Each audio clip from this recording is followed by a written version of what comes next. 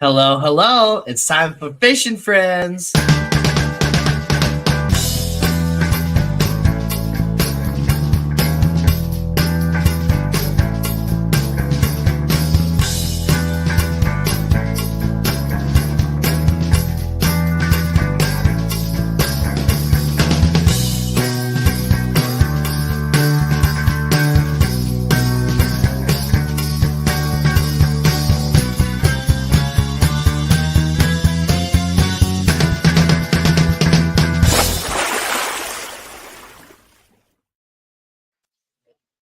What's up, everybody, and welcome to another episode of Fishing Friends with Danny and Gina. I'm Danny, I'm Gina.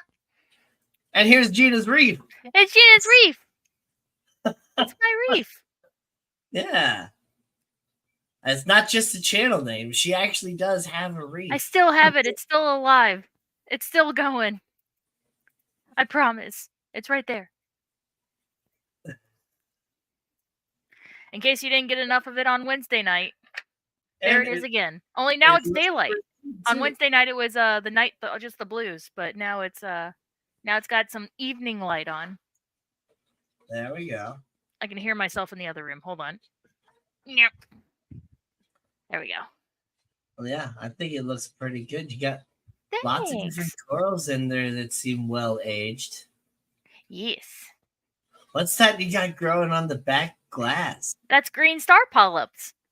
Yeah. Because I did not want that on my rockwork because as you can see, it just grows where it wants. I didn't expect it to go straight up like it did. I thought it would kind of like at the top how it's flaring out. So I'll probably chop like the top inch off and then replace it just to the right on the bottom and start a whole new side there and see if it. Yeah, because I want my whole back wall to be green star polyp.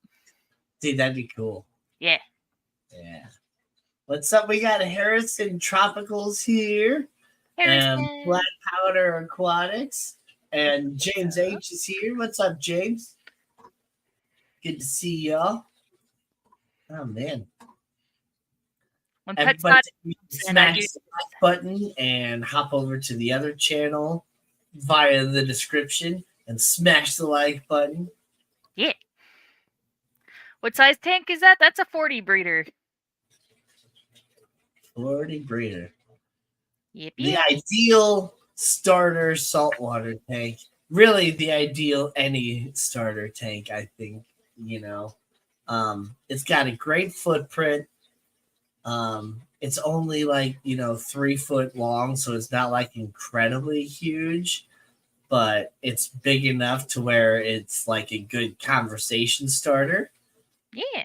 And also it's big enough to where freshwater and saltwater, you kind of start to get a good amount of options as to what sort of fish you can get and other sort of creatures you can get too, just because it's a bigger tank. When you get those little small tanks, you're very limited to what you can get. Even in a 29 gallon, you're kind of limited in what you can get. But once you get to 40 breeder and then 55 gallons and stuff, which there's a debate on which one's actually a better tank, I guess. But I'm all for 40 breeders versus a 55.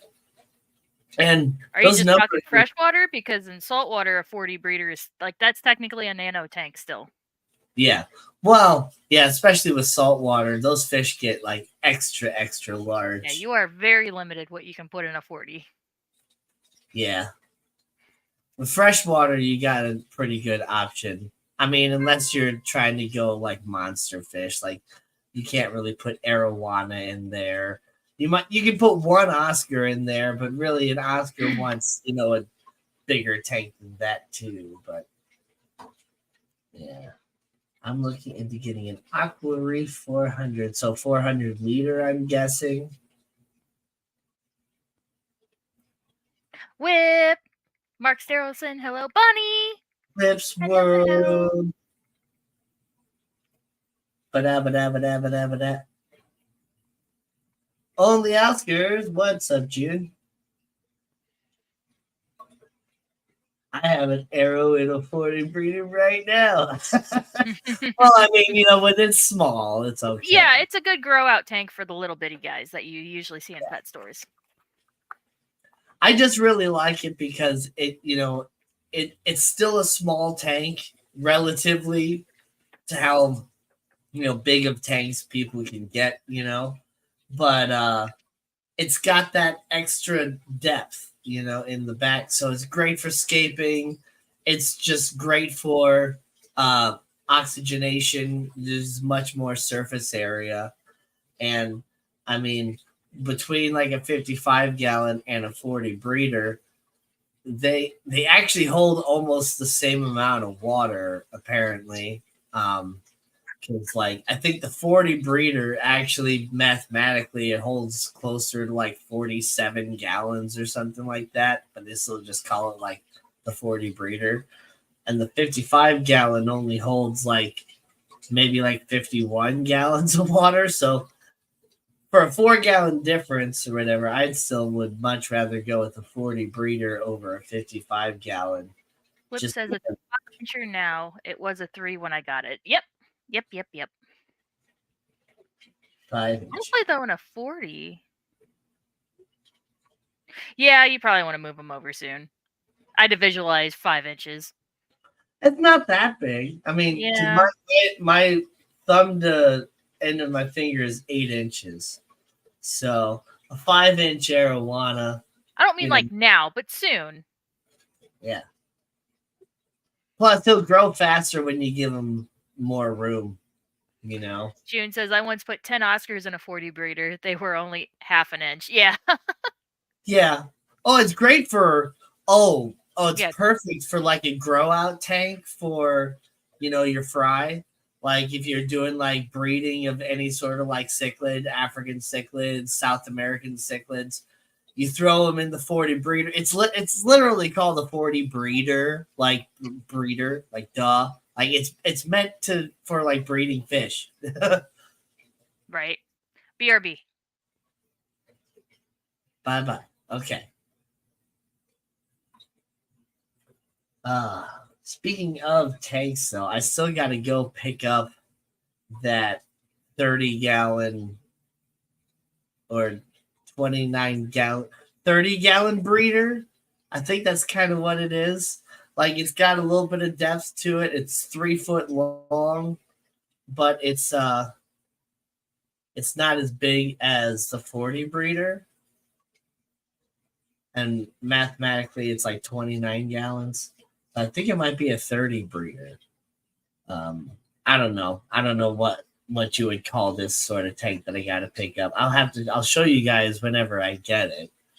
Um, but yeah, it was really cool. I never seen that tank. I still got to go get it though. Um, I might go pick it up tomorrow or maybe Monday. I'll shoot Diane a text and see if she's available over this weekend. Cause yeah, I had to work today, and because I don't have to work on Monday. Uh, and so yeah, I was almost late to the stream because I got off work at an okay time, but I did a few things and then grabbed something to eat, and then all of a sudden realized, oh, I'm still in my uniform, so I had to change that really quick, and popped up just like 50 seconds before we went live. Yeah, I was about to send you a message. I wish the 40 was 4 foot instead of 3 foot, but then I only have 3 foot to work with space wise, so maybe I'm talking out of my ass. Well, if you want a 4 foot tank that is the same footprint, that's when you get the 60 gallon breeder Yeah. or 75 gallon. Because the 75 gallon is okay. So a 60 breeder, a 75 gallon, and a 90 gallon all have the same exact footprint. They're just different heights. So the 60 breeder is a little bit shorter than the 40 breeder. The 75 gallon is a little bit taller than the 40 breeder. And then the 90 gallon is, even taller than that. So, Yeah. So, there's multiple types of 4-foot tanks. So, yeah, if you only have 4 feet to work with, don't get a 55 gallon. Just don't. Just spend a little bit extra money to get at least a 75. You're going to be much happier. Um, get a 90 if you can. Because, just more water volume is always better. And then some fish like, more height too, especially like, your bigger fish like the Oscars and stuff.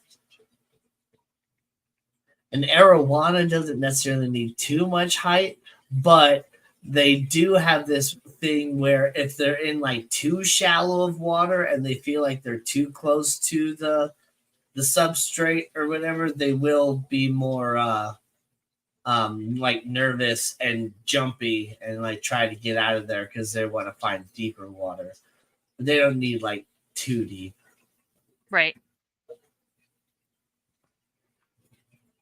I have all 4-footers, 55, 75, 290s, a 120, and two 150 highs.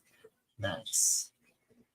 Nice. See, I've never even seen a 120 or a 150 in person, I don't think. I have. Those sorts of tanks, I might have, and they just weren't labeled that or something. Because I've seen some larger tanks out at Tropical World Pets before, but when I go to Petco, the largest I've ever seen is a 90 gallon or a 125. They do have 125s every so often, but that's a 6-foot tank, not a 4-foot. I've never seen those ones that are even more even deeper.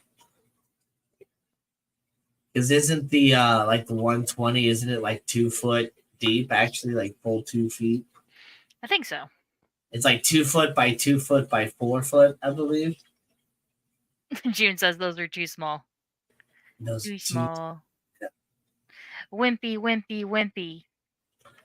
Yeah. See, I would love to have a really nice big tank, but my house is just not big enough for a big tank like that. I have one wall that I could maybe put an 8-foot tank on, but that is the wall that I have my television and my 2 bookshelves on, and I would have to literally rearrange my entire house just to put one tank there. And gosh, that tank would look so big in my house because it would it'd be taking up the entire wall. Do it. Ian says, yeah, 4 by 2 by 2. Hi, Ian. Hi, Vibes. I don't know if you've already said yes. House, both are 6-footers. I don't know if I said yes to what. Or I don't know if I said hi to them. Oh. Or I don't know if you've already said hi to them. No, I have not. So we've had more people come in that I have not officially said hi to.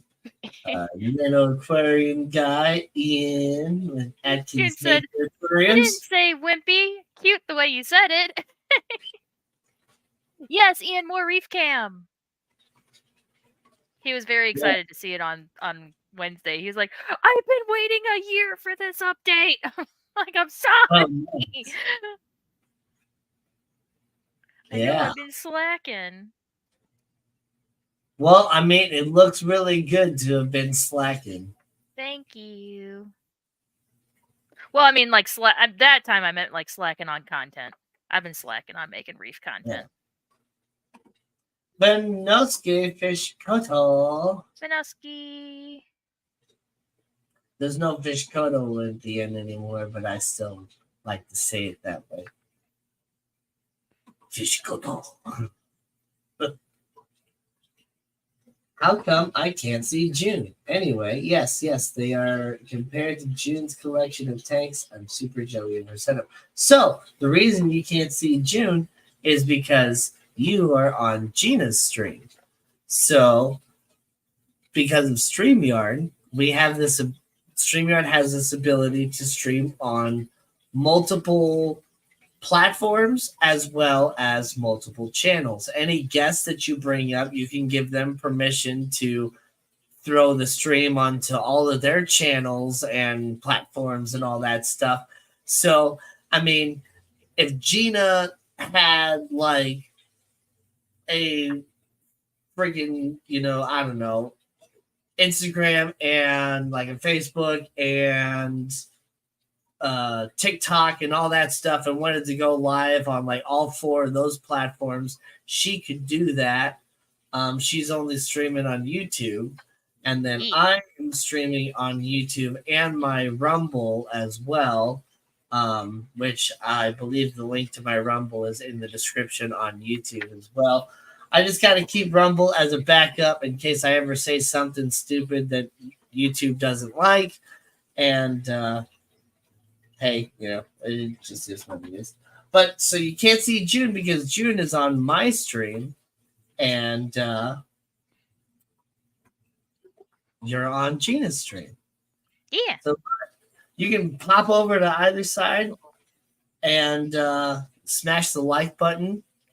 You know what Lady Diane does when she watches, is she watches the first hour on one channel and then watches the second hour on the other channel. Helps us split the watch hours and stuff. Yeah, so we both put links in each other's stream in the description, so. You guys are so techno. I'm trying. Well, There she is. yeah, I believe, what was it? Season 2 was the first one we started streaming on both channels, right? I think so. Yeah. I know we didn't do season 1, but we've been streaming on Yeah, both. we're on season 3 now. So yeah, I think it was season 2. Yeah, because we've only been doing season 3 for, this is episode 9 now. So yeah, we've been doing it much longer than season 3. So okay, so yeah, we started doing on both channels in season 2 last year because that's when it was like we had like a month left of live streams before season 2 when StreamYard updated and gave the ability to allow your guests to stream on their channels as well. So we waited until season 2 started and then we popped it on both channels and did like, haha, look at this. Ah, I thought, it could help, share the watch hours since, Gina's been my co-host now for over 2 years, and she's been friggin' awesome. And she has her own live stream and stuff, but she takes her time out on Saturday night to help keep me on track and also share a lot of other stuff too. And I try. I always wanted to make sure that this show was just as much hers as it was mine. Thanks. So even though I haven't done any of the decals. I don't do any of that stuff. That's all Danny. Yeah, I do all the the banners and all the little videos and clips and stuff like that. Though she has the ability to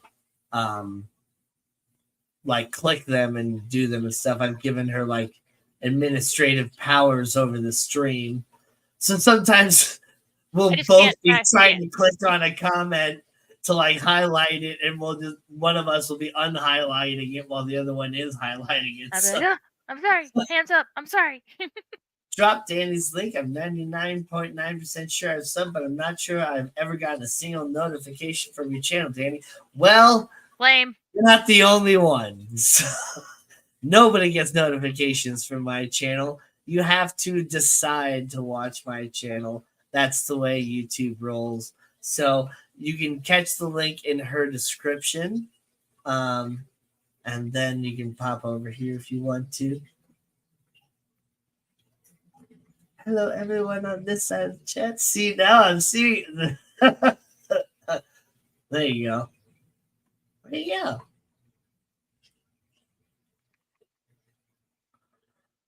Oh. Drown is spelled funny. Sorry, I'm labeling all my new nail polishes because I made little swatch sticks for them, so now I'm labeling them. And I typed out drown and I'm like, that doesn't look right. And I looked at it, I was like, no, that's right. That's a weird word. It's called Yeah. drown my demons. Drown. I don't know if you can't see it. It's too Oh, small. oh, it's Drown my just demons. starting to focus right when you Oh, put it away. it's my new magnetic polish. So you can like make like a little cat eye Oh, stripe. I don't know if you can kind of see. There it goes. You can see the little cat eye stripe. Or I just brought all the polish forward. You can't really. Anyway, all the sparkles are just brought forward. And in person, it looks like it has depth to it, which is nice. I get notification. Cheating live, but not you. I assume you live too. Yes, I don't know if it's just because Gina streams 2 times a week Maybe. or whatever else. But yeah, I just part of it is that I don't post enough content or whatever to keep notifications up and to keep myself up there in the algorithm. But another reason too is probably just because YouTube just doesn't like me, and that's fine. So Womp womp. Shadow band. a little bit of that, yeah, probably. I double checked and definitely subbed. So yeah. Is the See, I notification bell ring? Did you ring the yeah, notification? like and see that's the thing is people will even say like all notifications, and I'll do that on some channels. There's some channels that I want to get notifications from, and I don't. There's other channels that I totally forget that I'm even subbed to, and then all of a sudden I'll randomly get a notification of like them posting a short or something like that. It's like, oh, I Oh, what there is they it? are. Yeah, you think that they hadn't posted in a long time, so you're like, oh, there they are. Let's see what they're up to, or let's see what this new video out of nowhere is. And then you go to their channel, it's full of content that you've missed out on. It's like, what? Right. Yeah. Oh my gosh, exactly. Like I used to watch like Aqua Pros like pretty much religiously. Like anytime he posted a video, I was like immediately watching it, you know. As soon as I had the ability, I was off work or whatever, I was watching that video. And then like I kind of stopped watching it a little bit and tried to start moving into some of the smaller channels and trying to watch like their content and things like that. And just watching just some other non-fish related content as well. And then I just like stopped getting notifications from them all of a sudden. And then all of a sudden, like, I don't know, 8 months later, I got a notification from him like, oh, Aqua Pros posted a new video. Nice, let's go check it out. And it was like he had posted like so many things. Like he still posted like not like daily, but at least like a couple of videos a week. And it's just like, man, I've been missing out on all this content. Either he upset the YouTube overlords or something. I don't know. Or I just was watching so much Yay. other things or whatever that YouTube wanted me to watch or distract me from or something. I don't know.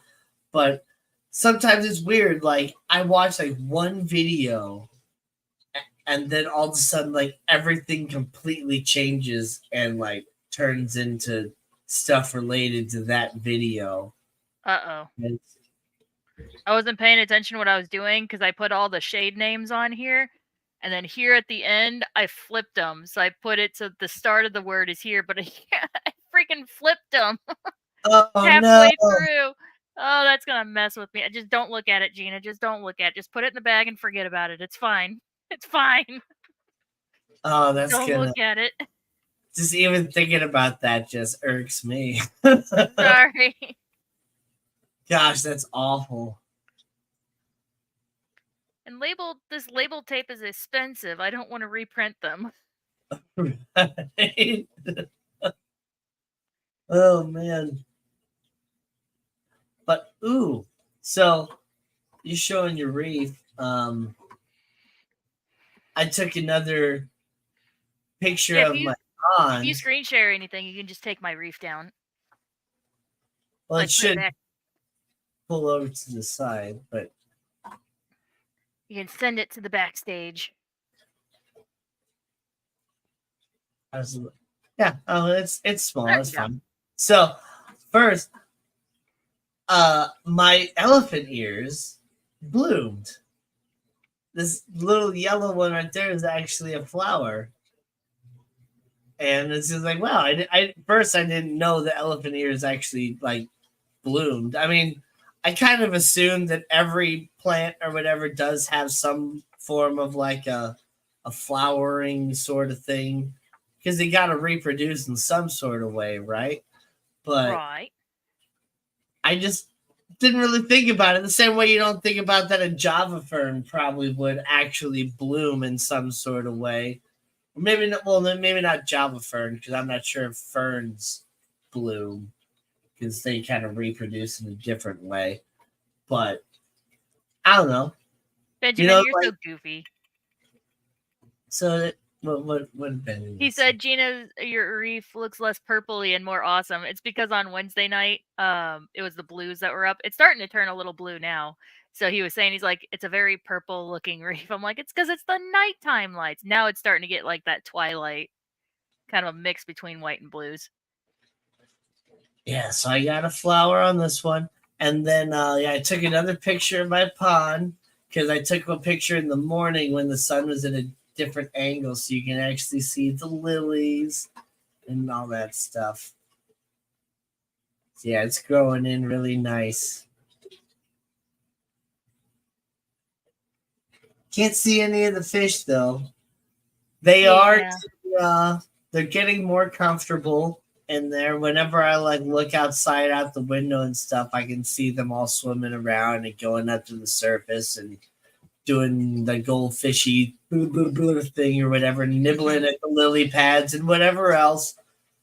But whenever I go outside and go out there, they kind of go swim down into the deeper area and just kind of sit still and hide. You know what's really funny?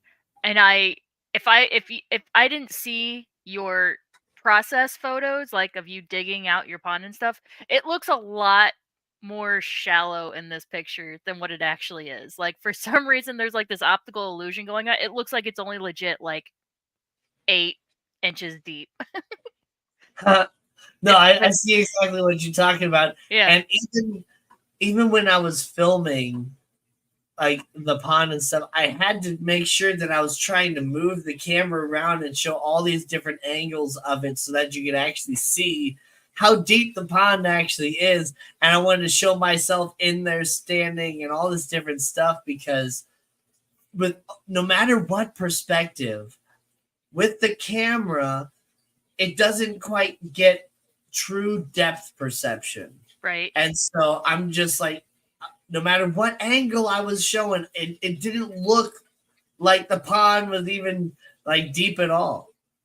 But Yep. in the very center, like we go back to the screen so you can see my mouse, like right here where the lily pad is, this area is at least 3.5 foot deep.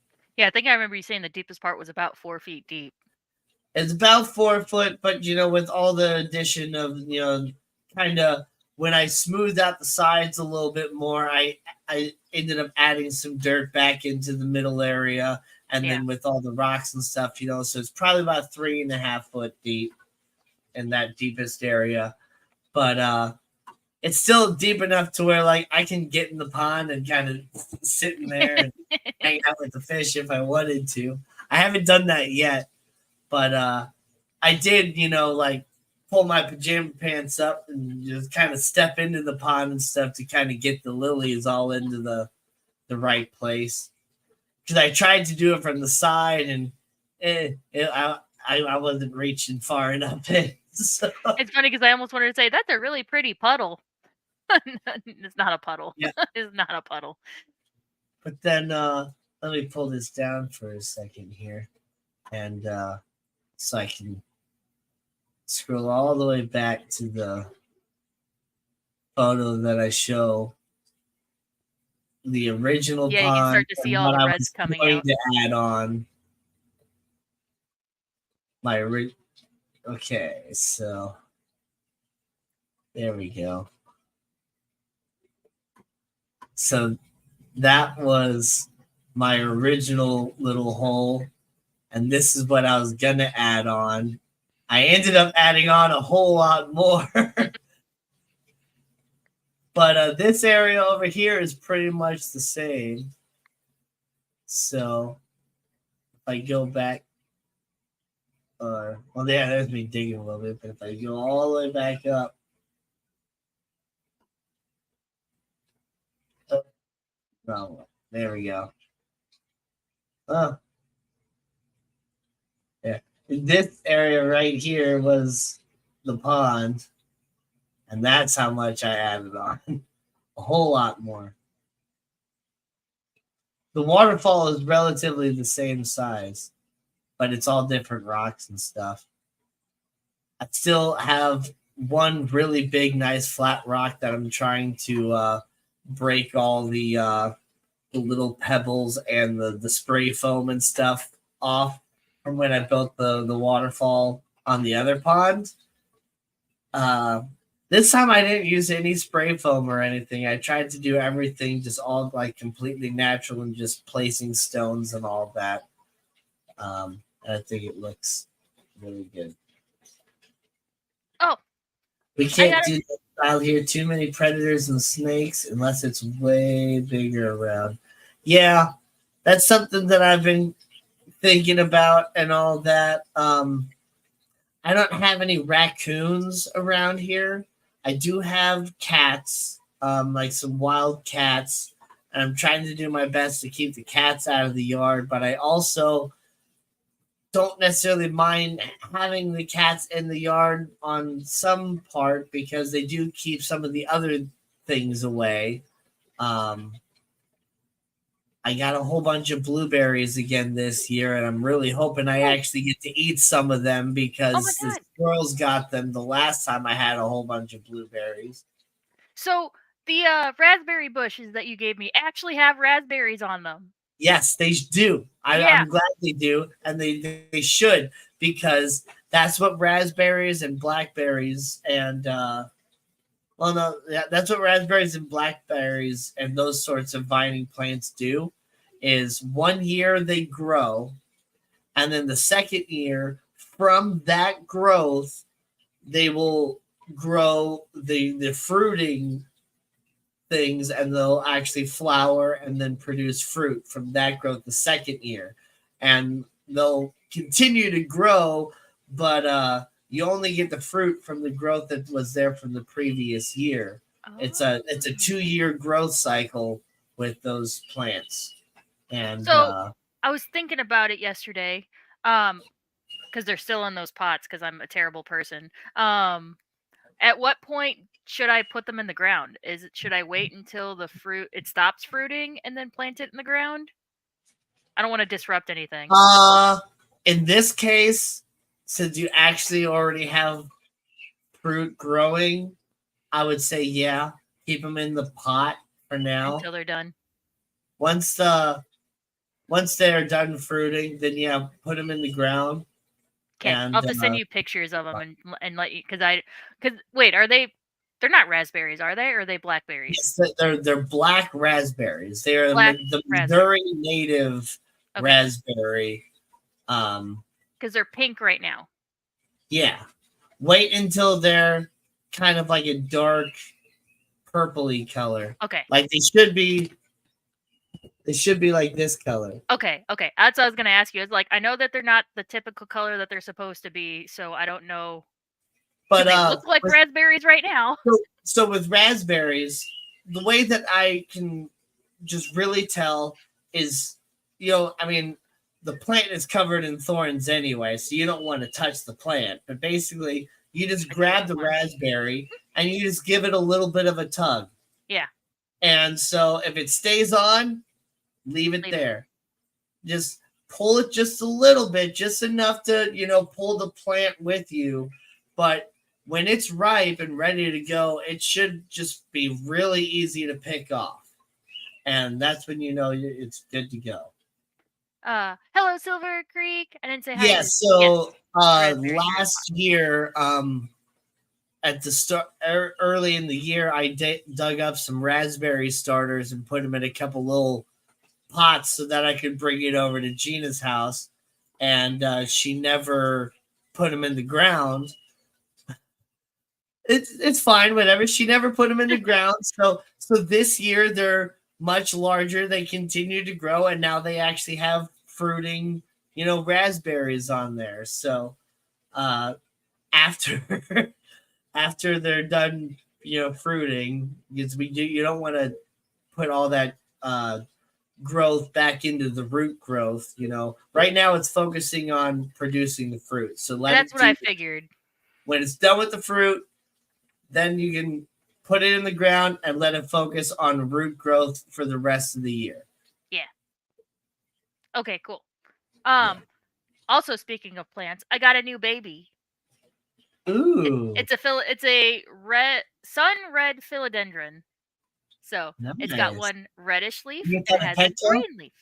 Yes, I got this at the Creve Core store. I was helping at Creve Core Nice. yesterday. Yeah, it's got a red leaf and then it's got some new growth down the bottom. So I need to Oh research yeah. what type of potting mixture I need for it, and I need to put it in a pot. You want indoor potting mix. I have that. Yep. So anything that's just labeled as indoor potting mix should be fine. And then you Okay, can put cool. it in that. Well, because I tried. I was thinking about getting a little half dead ficus tree too, and I'm glad I checked it first because it was definitely dead. Um, and I was researching it, and it said like potting mix. It's like 1 part potting indoor potting mix, 1 part sand, 1 part perlite. And I was like, cool. I have the potting soil mix, but not the perlite or the sand. So, You don't need all of that for that sort of thing. and That's then for a ficus. yeah.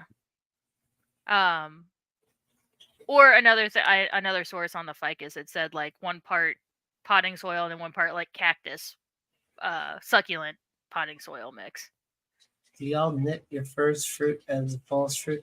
It depends on what it is. What does that mean? The raspberries and the blackberries and any of my berries and stuff like that, I don't. Um Now Yes, the Sabrina, you can have the glass jar whenever I repot it. my cucumbers, my peppers, stuff like that, like those first flowers and stuff like that, I start knocking them off because I wanted to keep focusing on the vegetative growth versus the growth of the flowers and the fruit. So right now I've been pulling all the little bitty cucumber starters off of my cucumber plant because the cucumber plant is still only about uh, that, I don't know, a foot and a half long. So I wanted to get them much larger before I wanted to start actually producing my little gherkin cucumbers. Oh, I see. So Silver's asking if you prevent it from fruiting so that it continues to grow. Is that what that Yeah. question is? Okay, Do you take off the first, like any of the first fruits that you see? gotcha. Yep, exactly. Yep. Don't focus on blooms early. Focus on what will bloom eternally. Yeah. Yeah, I wasn't expecting my raspberries to fruit because like Danny said, I left them in those pots. They actually stayed outside over winter in those pots. So I was excited to see leaves in the early spring, but I didn't even like I don't go outside. This is why I'm a terrible gardener. Like I don't Yep. go outside. So I never saw the flowers and my mom never mentioned that she saw the flowers. And then I happened to let the dogs out and I saw the little pink on the stems, and I'm like, wait a second, and I'm like, those are raspberries. Yeah. Well, something that I think is cool. I have a prickly pear cactus that I kept in a little pot, and I thought it was gonna die over winter. But even in that little pot, that little bitty cactus survived over winter outside. Oh, And so that prickly pear cactus, I grabbed a little piece from one of my customers that he just has it in his front yard, and I was just like, so dig that up every year and take it inside? I was like, no, I just leave it out there and it just grows back or whatever. And some of it dies off and then it grows back even bigger the next year. I'm like, huh, really interesting. So I grabbed a piece and it continued to live. Now, mine now is, about this big overall, but I wanted to get bigger. But somebody else in this area of Missouri, which is crazy, has their prickly pear cactus outside and it has like 4 or 5 flowers on it, which is awesome because that means they're actually going to get prickly pear fruit potentially, which is like it's kind of tastes the same as like dragon fruit because they're both cactus fruits, but it's just so cool. I'm So so Whip, jealous of them. yeah. So Whip, I appreciate that sentiment, but the issue is that the pots Danny put them in are legit like this big. Like they need to get out of those They were pots. starter pots. They're not like pots to actually grow in. It is Like not okay. I bought starter plants and just had extra pots, and so I'm like, here, let me dig up a little starter plant for Gina. I appreciate it, but no, I am a terrible plant mom for doing that to those raspberries. But yeah, you can grow entirely sustainable form of vegetation in a closet in an apartment, all that Yeah. stuff. You can do it. Um, but yeah, you want to get as the biggest pot possible for most stuff, except some things. Yeah. Succulents and some of those plants do actually kind of like being in smaller pots and kind of getting a little bit root bound. Not like super root bound, but just a little bit.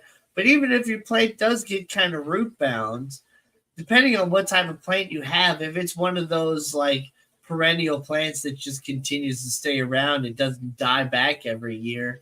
Um, you can pull it right out of the pot, clean all the dirt off, trim half the roots off, and put it back in the same pot with new dirt and just let it keep growing and it'll be fine. Like Yeah. Hi Melvin. Sorry I didn't say hi earlier. We were on a tangent. And James well, B. Hello, hello. James B. Okay, so question about these raspberries. You said that they send off runners and that only raspberries only grow on the growth from the previous year. So all that older growth, it's just leafy, thorny nonsense. It doesn't grow any raspberries. Uh Kinda, Okay. yes.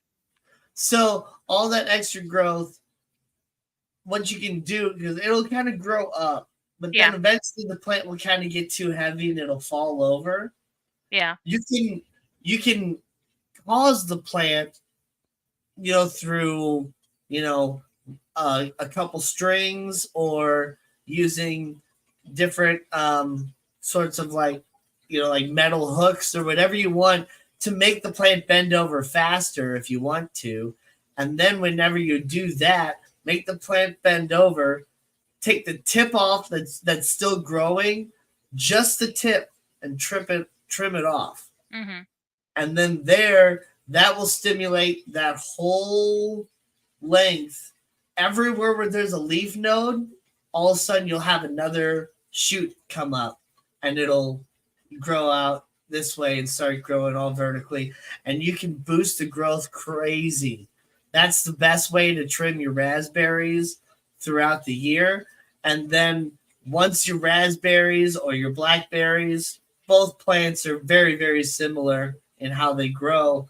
Once they get too big for your area, just trim them back really big, like really deep, to like you can even trim them back to almost nothing as long as you have a couple little starter plants started already. Like you'll end up with a whole big patch of raspberries after another year or two again anyway. Gotcha. So as long as you don't trim them back to completely nothing, you So will get your raspberries back. I was thinking about planting them like in a big like trough type planter to put them in the same spot, since obviously they're doing really well on that spot on my patio. Um, so should I do it like make it like eventually when it grows out have like two, so like 1 year one will bloom, and then once it's done or one it'll berry, and then what at the end of that year cut it back, and then the next year the other one will berry, like kind of offset each other.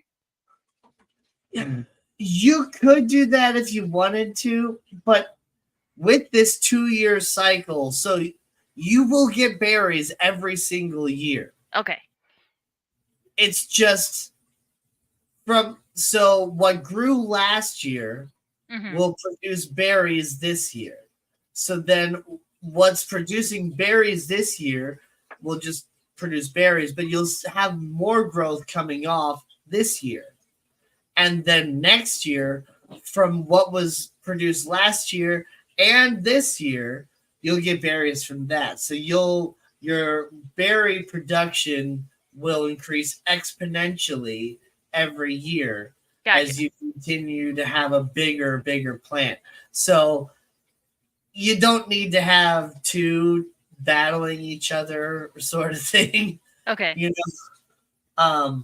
But growing in a big trough or something like that is actually a really good idea. That's how my sister does her raspberries. She has really big like raised beds that she's growing them in. Mhm. Um, that's a great idea to put them into a raised bed because then you can kind of control where they're growing a little bit more. Yeah. Uh, and just kind of keep them in that raised bed. Just trim them back every year, every couple years or so to keep them in the raised bed. Mhm. So I just worry about poor Nathan mowing the backyard and him having to get scraped up by the raspberry bush, trying to Yeah. get as close to it as he can.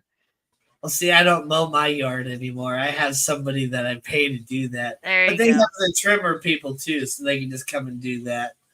Um, but I'm a little nervous about the trimmer guys with my ponds because the last time they came, I didn't see it, so I don't know how careful they were trying to be. But when I came back, there was a bunch of like grass and other sort of plant clippings in Yeah. my pond that I had to get out with the skimmer. But now, my cannas and some of the things that I actually planted in the ground, late tropical stuff, are starting to sprout up, and I don't want them to trim over those because those are my nice can of flowers and stuff. I want those to bloom and all that. But Yeah. speaking of those, that elephant ear plant that I planted in the water right on the side of the pond that I talked about last week, um, the biggest leaf on it did start to die off, so I cut that off. But from there, I can see now that there is a new leaf growing. So that means that Oh. it has what's the word I'm looking for? Adapted to its new area well enough to where it's continuing to grow. So that's awesome. Have you June seen, asks, "Have you oh seen the multiple fruit trees in one?" Yes, I have. They're so cool. yeah, there are trees that are close enough related to where you can graft them together. Mhm. Um, that's actually the only way that you can have one apple tree that actually produces apples because You graft a male you and a female together. well with apples you have to have two different varieties in order Oh, for that's them right. to actually cross pollinate to produce apples. Otherwise you just end up with like little crab apples or no apples at all. And so um, yeah, you can actually graft two different varieties of apple trees together to the same root system, and the two sides of the tree, more or less, will cross pollinate with each other. You can do that with citrus trees as well. You can do that with rose bushes, uh, blueberry bushes, really any sort of like barky plant. That is how you do that sort of thing is through grafting, which you need some you need some special sort of equipment to do it right. Um, there's like this fibery, thin, papery stuff or whatever that almost looks like tape, and it's it's like a band-aid for the tree more or less, so that you can like cut into the tree and like slide the little graft in under the bark, and then you Hmm. can wrap this stuff around it like a bandage on the tree, and it just like helps the tree heal and helps keep the same way a band-aid does to us. It helps keep like the bacteria and the diseases away from the wound that you created on the tree, and allows it to heal and graft properly. Yeah. So it's some really, really cool, um, not technology, but it's just some, I don't know the right It's word. I'm some looking cool for. ass shit. Yeah, it's just a cool ass shit that people, you know, same with like air layering, uh, I want to try to do an air layering on my lemon tree, and maybe that might help uh me get more lemons, or maybe I should just try buy a second lemon tree, um because I did have like one lemon growing and it fell off now. um we'll see what happens a little bit later in the year. That just kind of happens sometimes too. But Caleb, what's up? What's up? anybody And wants Jeff Kane. lemons? Sorry. Geek boy. Wild apples, the seed is nothing like the parent tree. Yeah. Yeah. Yeah, that's why you don't really want to just grab any app. Yeah, you don't want to grab just any apple from the store and plant the seed, because like you might love Granny Smiths, be like Granny Smith apples are the best, and I just really want to grow Granny Smith apples because I can make pies and all that stuff with them. Let me go buy a Granny Smith apple from the store and just take one of the seeds out and put it in dirt and grow a Granny Smith apple tree, because you will not get a Granny Smith apple tree from that Granny Smith Well, you apple. won't get Granny Smith apples from the tree because they have to cross pollinate with another type of apple, Well, right? but even so, but you won't get a Granny Smith apple tree. You'll get some Oh. sort of other apple tree, Oh, I see what you're saying now. Got you. because the seeds in that Granny Smith apple are not genetically a Granny Smith apple. Got you. They Because it are cross pollinated hybridized with the other with the other. apple that Yep. they had to grow, but they still produce the Granny Smith fruit. But now, when you plant that, if you were to plant that tree, and even if you had multiple varieties, you would still not have a Granny Smith apple. You would have a Granny Smith hybridized with, uh, a Honeycrisp or whatever else, which might end up being a really good variety. You might end up having some really awesome apple from it. I'm not necessarily saying not to do it, because it is kind of a fun little experiment, and you might end up with, a really cool apple. But, even so, you got to think about, if you plant a seed to grow an apple tree,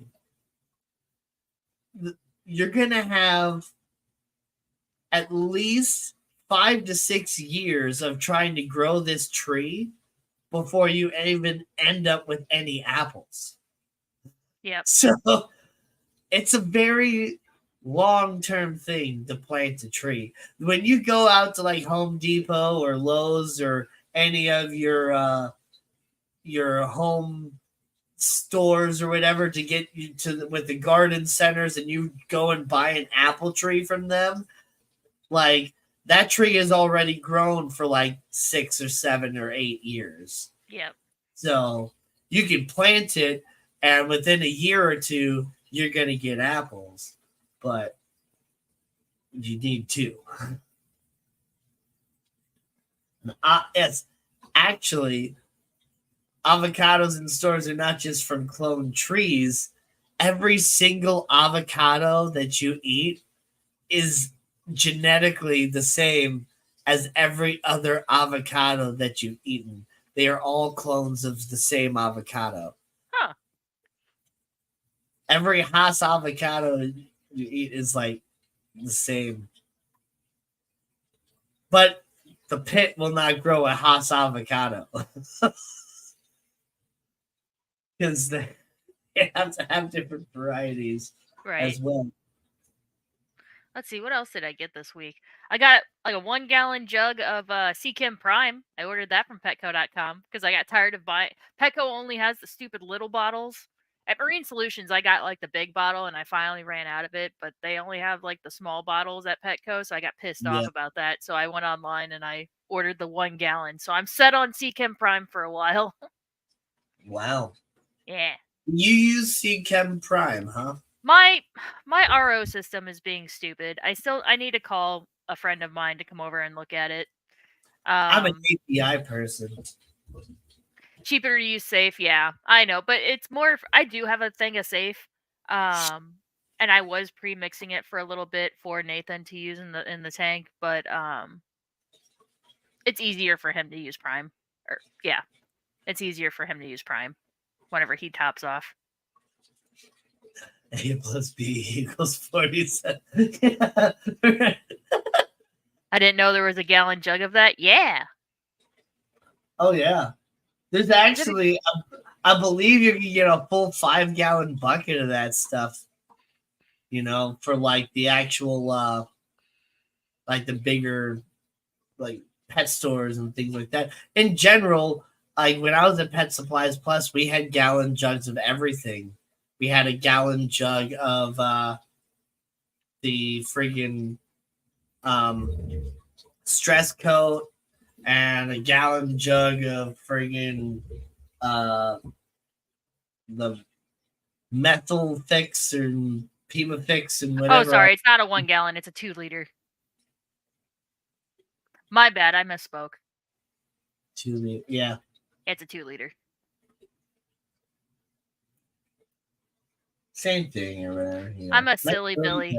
the large one, the A extra big, large one, the big one. the big one. He lies. I know, and it's funny because on Wednesday I misspoke and I accidentally said that uh, citric acid would lower your pH, and everyone was like, "Excuse me," and I was like, "I'm sorry," or it'll raise your. I said it wrong. Now I'm mixing myself up again. I said You citric said it would acid. raise your pH, Okay, but no, it would ours would lower. make it lower. I said it wrong again. I'm sorry. But either Yes, way, soda ash it would raises, make it citric more acid lowers. acidic. Yeah, Yes, so it citric would make acid the will pH lower lower. your. Yes. Uh, or your alkalinity. We were talking about alkalinity. Yeah, That's what, and which used pH. to Yeah, be which used to be termed as basic, but yeah. people don't use the term base anymore. Like bleach is a base, but it's like labeled as an alkaline thing or whatever. Yeah. So Yeah, because we were talking about doing dips on or treating marine ick. I don't know. All I know is Gina said to pour acid in my aquarium. Yeah. Well, definitely and be if you have careful on hard the water, acid you pour in there. and if you have hard water buildup, citric acid is what you use to get rid of that hard water buildup. You can also just use a little bit of vinegar too. Vinegar too. Now you don't want to use it on actual like power heads, like actual pumps, because it will eat away at the seals and stuff. The vinegar will over time. Yeah, Like if you do it once, it's not going to hurt it, but or it's not going to be too but I bad. But mean, doing it you over and take over and over. just where like ever you have like salt creep or any sort of like buildup or the calcium buildup, wherever you have that. Like I have some around on this tank that Hmm. I need to get rid of, um, which I could just make a little short video about it if I wanted to. Do Uh, it. but you just take a little paper towel and just add a little bit of white vinegar, an apple cider vinegar, any sort of vinegar really, or some citric acid. Just add a little bit to the paper towel and just wipe it down. That's all you need to do. Nano, hello, hello. because that stuff is hard to get off once it's built up. But now with a little bit of vinegar, A little acid makes for a fun weekend. Oh wait, wrong acid. My bad. So uh, it's funny. So I keep talking about my D&D dice that I ordered, and I don't think they're coming until like June 10th, which is when I'm on vacation. I won't be in town. And I'm kind of upset about it. Well, oh no, actually the 10th is Monday. Okay, I should be coming home around that time. So, speaking of stuff that you ordered that should have been shipped, I I did that the wrong way because of this freaking this Craig, is Dee. the mirror effect. Um. Anyway, Oh, you so messed up your hair. yeah, last week I on Friday I ordered some KC95 sunglasses because they Oh. just launched some and they looked really cool and they had like a 10% off code or whatever too, so I used that. But they're kind of like the Ray-Ban style, but they're like a dark red wood grain, so it's just like, ooh, that's Oh. really cool. So I ordered a pair of those, and you know it said delivery on Tuesday or whatever when I ordered them. So I thought it was gonna like be here on Tuesday, but I guess it was gonna be shipping out by Tuesday. But then Oh. I was like looking at the tracking information, and I was looking at it yesterday, and it said that my package was in transit. Like it left the facility at 4:42 a.m. and it would be at the destination by 9 p.m. tonight. And so it's just like, okay, cool. And right when I got home from work, like I saw my mail lady just like walking down the street, messing around on her phone, holding like a late one letter or whatever. She was like walking to the truck or whatever. And it's just like, geez, like you can't even just like deliver the mail anymore without messing around on your phone. But then it's like, okay, cool, maybe my package is here. And it's like, look, nope, no package, no glasses, and the tracking information still said the same thing. So I'm like, well, it said it was supposed to be delivered by USPS, but I don't know. Maybe this lady lost my package or something when she was messing around on her phone. I don't know. But so I was thinking, well, maybe it just got delayed or something, and something got messed up, and so maybe it was going to be delivered today. But I got home from work today, and it still wasn't here. And I looked at the tracking information, and it said basically the same information that it said yesterday, but it didn't have a deliver by today at the end of 9 p.m. or whatever. It just said the latest update is that it left the facility at 4:42 a.m. on Friday morning. And that's it. So it's Oh, just like, so basically, you guys are telling me that you don't know where my package is. that's fun. So yeah. And the June thing says, is, there's only a limited number of these sunglasses. They literally only made 800 pairs, and they were trying to sell them all in one day, and they did sell them all in one day. hmm, So if my package got lost in the mail, it's not like I can just order another pair. And if I go and complain to Casey or whatever, it got lost in the mail, I want like a refund or a replacement. They can't just replace it. So right. it's just like, God, man. My June says, freaking luck. June says, Christopher received a box from Stephen P. He got plants. It starts. Nice. Yay. You can have my carrier. They deliver randomly to different places your mail. Who knows? The neighbors down the street, down the block, 2 blocks over? Yeah, it doesn't matter. Dude, it's terrible around where I live too. Like some of the mail carriers around here, like some of my customers that live kind of near where I'm at, they love their mail character. The mail carrier. I always just have an absolutely terrible one. It seems like Hmm. half the time they're only wearing like half the uniform or whatever. I saw. Yeah. I had one mail carrier that I. This lady was walking around wearing like the postman shorts and a sports bra. Oh, And it's just like, no what? shirt. Like, yeah, nothing. Like, it's like, I get that it's hot, but gosh, the post office used to be you know, a respectable job where people would, wear the uniform and, you know, through hot snow, pouring rain, flood, whatever, they're going to deliver your mail. Right?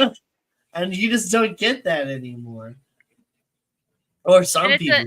and it's a form of identify so people know who you are. So you're not just a rando walking on people's property. Right. Exactly. It's a form of So, identification. That's what I'm going for. but then, like, I've had DoorDash delivered to my house several times that I didn't order the food. And by Yeah. the time I realize that it's there, it's already cold or whatever, so I can't eat any food. I still have a pineapple vest like soda that's like this size or whatever in my fridge because I don't like pineapple soda. And I don't know what to do with it. I feel I'll take bad it. just like throwing it away. I'll take it. Okay.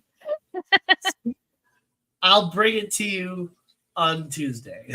I'll place an order just so you can bring over that that pineapple soda. Well, I have something for you anyway. Ah, It's a late birthday present, thank but you. I I'll saw still it a place an couple order. weeks ago when I was out on my route, and I was just like immediately thought of you, but I didn't Aw. buy it then. But then a couple days ago, I went to the same place or whatever on a quick break, and it was there again. So I'm just like, I have to buy it And because now it's fate. it It's has there to again. happen. It's meant to be. But But was she let's be hot? honest. No. The way you said no. No. Oh my god, that was funny. If she was, I wouldn't be complaining. Um, yeah, no, I have a feeling I'm gonna be too lazy to meal prep again, so I'll need lunches for work. How's the lemon tree, Danny? Any new buds? Actually, I just was talking about that, Craig, before you got in here. Um, when I first put my lemon tree outside this year, I had one little bud on it, but I think the bud fell off before it actually fully produced the open flower because it was still kind of transitioning to being outside from being in my closet over winter. And then I had a second flower on there that actually seemed to be pollinated and was actually producing a little bitty lemon. It got up to, oh, I don't know, maybe about the size of a pea. Well, not even the size of a pea, like half the size of a pea.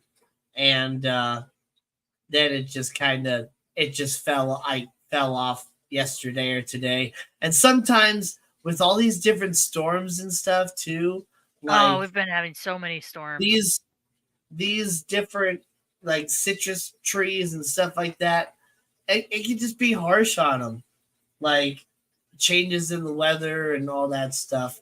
Because in general, like these plants, where they're like native to, which actually there's no place is native to have a lemon because lemons were created by humans through cross pollination and hybridization and all that stuff. Um, so really, yeah, there's no climate that is perfect for a lemon, um, but they just need really, really hot, lots and lots of sun, and consistent watering schedule of like 2 times a week. That's it. That's when they're like really, really happy. But you got to have like a controlled environment for that, or being like California, just where the weather is perfect all the time. Because Right. California. But yeah, the weather beats them up. And we've had some really bad storms recently. I actually transplanted my cactus into a bigger pot, and the storms keep knocking over the cactus because the roots haven't been able to like grab hold of anything yet since I put it into the bigger pot. So Adele, hello, hello.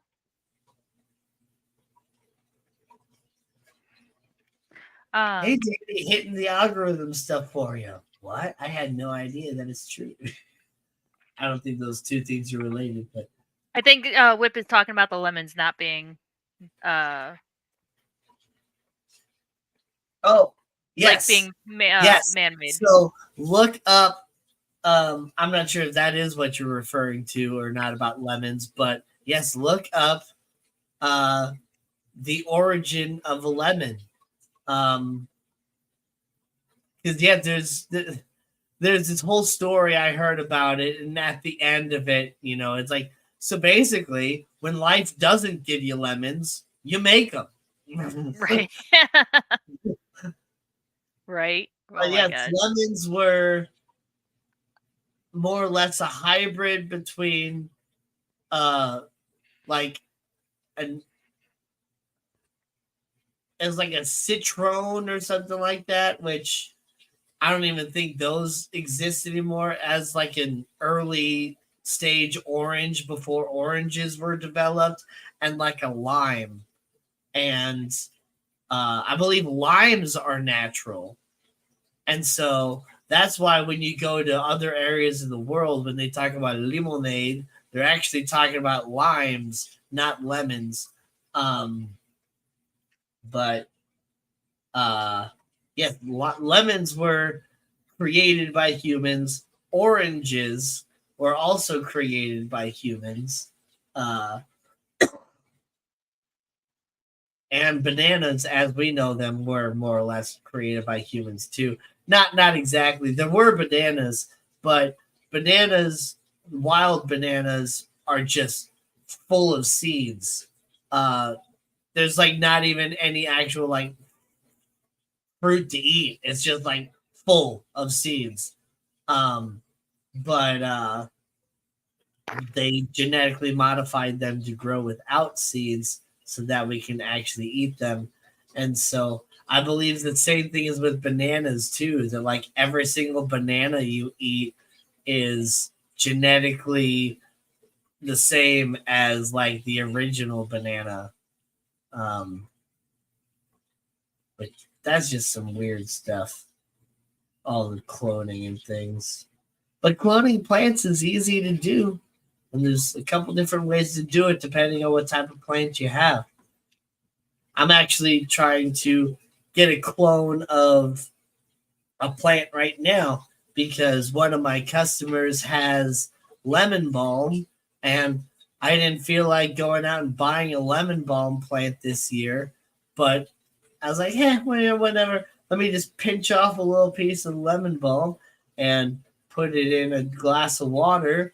And after I get some root growth coming from that, just put it in some dirt. And then I got a lemon balm plant that I just cloned Ta-da! from somebody else's lemon balm plant. There you go. Danny, use your first lemon to grow more plants. Save the seeds.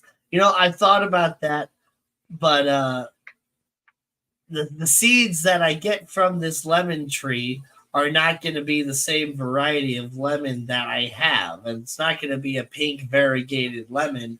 Um, just because lemons are the same way with like cross pollination and stuff like that. So if you go to the grocery store and you buy a Meyer lemon, um, and you do whatever you want with the lemon, you eat it, you make your cocktail, whatever, and you save a seed and you grow a tree from that seed, you're not going to get a Meyer lemon tree.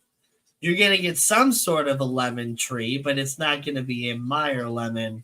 And you might end up with a much more sour sort of lemon versus a sweeter lemon. You might end up with like a really sweet lemon, but you don't really know what you're going to end up with, but it's not going to be a Meyer lemon. Sometimes it happens. Yeah, sometimes. Sometimes you get lucky. But I did try to buy, I bought a lemon and I tried to get a tree growing from seed, but I just don't have good success with trying to grow any sort of tree from a seed. I've looked up so many different instructions on how to do it. A lot of these different seeds require winterization. So you have to more or less trick the seed to think that it's outside and going through winter.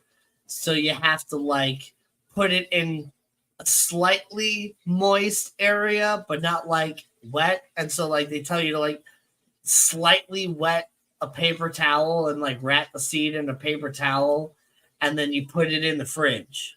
And then after like a month or 2 months or 3 months of being in the fridge, you open it up and all of a sudden you got a sprouted seed. And so then from that is when you're supposed to then like put it in the dirt or something like that. And winter is supposed to be over and it's supposed to be springtime then for the tree. But I've never had success with that. I've tried with peaches, I've tried with apricots, I've tried with blueberries, and I've tried with lemons. I have not had success with any. Now, I'm trying something different this time because I have some golden raspberries. Some of my golden raspberries have already fully ripened, and I've already eaten a few this year. And so I grabbed one of the little seeds out of my teeth, and I just kept it exposed, and I just put it right in the fridge, and I'm just gonna leave it in there for a day or two, and then I'm gonna try putting it in some dirt and watering it and see if I end up with a little golden raspberry plant. And if I do, then I'm gonna plant that on the other side of my black raspberries because basically the way I planted them, I did black raspberry, golden raspberry, and then black raspberry. So then if I end up with more, then I'll put a little golden raspberry on the end of that other one. So then it's black gold, black gold. E. So I think for my next nail set, I'm going to use, I have a little stamping plate that has like carnivorous plants and some bugs on it. I was just looking at it a little bit ago. I was like, is there a cicada on here?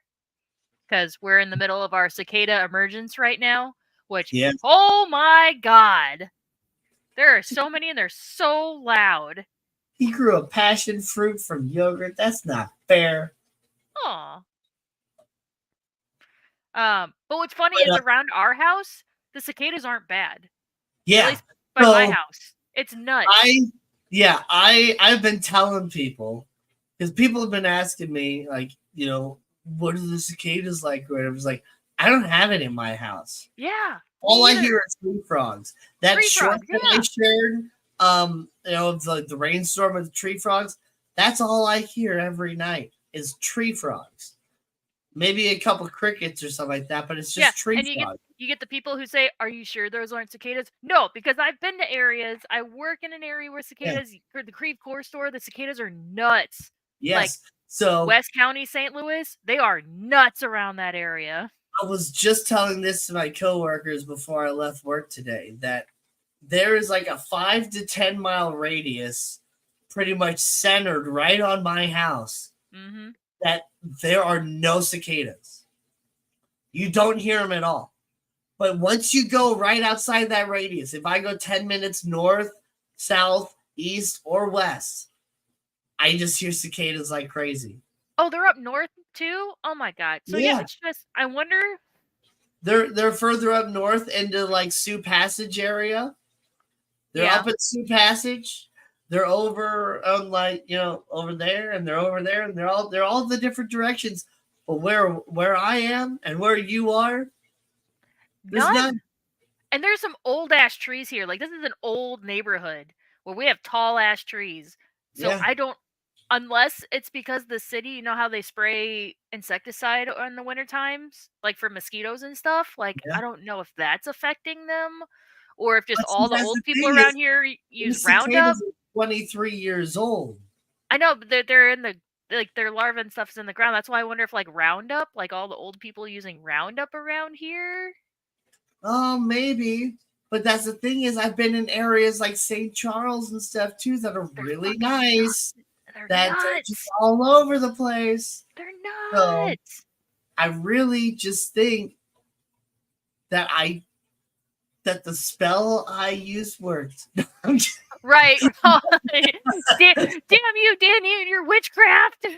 um, no, no, but like I said, did I was at the something Creve. about that, but like they're just seriously just they're just not here. And there's some people that are like, oh, don't worry, they'll get there. They're just delayed or whatever. And I'm like, no, because these cicadas No. only have a few weeks left before they're just going to be completely gone. Their mating period is going to be over, and they're going to lay their eggs underground, and that's it. Yeah. Yeah, because like I said, I was at the Creve Core store yesterday, and I was taking the trash out, and there's a line of trees like in between like our the parking lot of the back of the building and then the road, and just you could see all the female cicadas just swarming the trees, and it was so freaking loud. My ears were ringing when I came back inside. Like I'm like, holy crap! Like Yeah. there's so many of them.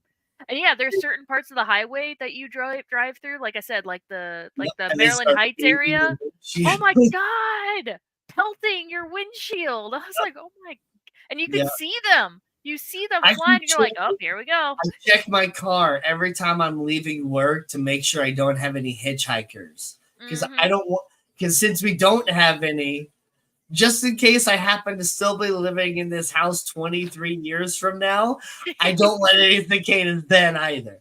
Yeah, So you don't want to plant them. Um, we're just gonna make sure it doesn't so happen. we had 5 cicadas coming to the store today that I had to help, take them back outside. The first one, it was funny because it was on a customer. She had a dog on a leash, that they were getting a new harness for them because it's a new dog to them. And then they had a pet stroller with another dog inside of it. Well, they were rounding the aisle going from toys to collars and leashes, and I thought I heard the little cicada "burp," like, I thought I heard it, but they were mid-turn, so I thought it was, like, just the a squeal of, like, their tire on their stroller, Yeah. so I was like, okay, whatever." Um, well, then all of a sudden I heard it again, but it was longer like, more drawn out, and the girl just starts freaking out, like, she's like, and so and then I see it go towards the front windows to try to leave because 'cause they're dumb, and it hit the glass and he fell. Dog's like, "I knew I heard it!" And I go after it, like I'm gonna walk over, and I just, like, casually I just picked it up and I took it outside and I let it outside. And I came back inside, and my store manager, who witnessed the whole thing, he goes, "That was the most hilarious thing to watch a female customer freak the fuck out about the cicada and just watch you casually just walk over to it, scoop it up like it's nothing, and then take it outside." He goes, "That was the funniest thing ever." I was like, "Yeah, yeah, I'm not afraid of it." Yeah. Oh gosh, I did that all the time at Target with like the spiders and stuff. Yeah, They're like, oh my god. And I just like, oh my god, it's just a little brown spider. Just yeah, let me just take it outside really quick. yep. Well, I did that whenever at the fluorescent store. An IT guy came because they were changing out our break room computers because that's like our training computer. Um, Swapping out the actual towers. Um, he goes into the break room and he comes back out and he goes, "Oh, there's a spider under the desk." And I look and it's just a cellar spider. So the ones that look kind of like daddy long legs, but they actually have like the two segment body parts, so it's not a daddy long leg, but it's just a cellar spider. So I'm just like, "Oh, really?" And I just like reached and I like scooped around. So I was holding the webbing, but it was like dangling. And I'm like, all right, I'll deal with it. And he goes, I cannot believe you just did that. I'm like, it's a cellar spider. Come on. Yeah. It could have ate you. See, that's the thing. Do these cicadas seem smaller to you? So yeah, the black cicadas are the smaller ones. Okay. Black I was like, and I red-eyed remember these things cicadas are being not like as big so as the much army bigger. cicadas. The Okay. army pattern cicadas are much larger. Those are the 17-year cicadas, I believe. And wasn't this supposed to be a double emergence? Like two different ones? Or is it just an Yes, overlap of the same they're species? both here, Okay. Because but I've only seen the black cicadas. yeah. So this is the 17-year and the 23-year, and then this is the annual cicada. These are guys, the army ones are around all the time, and they're much larger. They get about, almost 2 inches in length. Whereas, yeah, the black ones are smaller. Yeah. That's a pretty good size one for a black cicada. Yeah. But gosh, yeah, you just where they are, you just look up in the trees and you can just see them everywhere. yeah, it's the females. Like I was talking to my best friend like 2 days ago, and she was saying that in her backyard they're swarming her trees in her backyard. She was taking a few pictures of them and sending them to me. But she's like, if I didn't know what cicadas were and I were to go in my back right now, I would think that there's a massive swarm, like there's swarming hornets in my backyard, and I would freak the f out. And I'm Oh like, it looks like the females, because it's the females that are uh, uh, flying around the trees. The yeah, males are on the tree and they're the ones screaming their heads off. It's the females that are flying around and choosing what male they want to mate with. But it is nuts. yeah, yeah, it is. They're just nuts, and I'm so glad that I don't have to really deal with them at my house. Right. I thought the tree frogs were bad back when my pool was open. Like, oh my god. And it's so funny driving down the highway too, because there'll be a cluster of trees, and as you're going past it, 70 miles an hour with your music on, you can still hear them. It's like a Yeah. like you can hear them through your car. But one area where I was taking care of a customer, I was like in the middle of like the foresty areas back there near like Sioux Passage and stuff. And the cicadas were just so loud. Like it was just like it was deafeningly loud.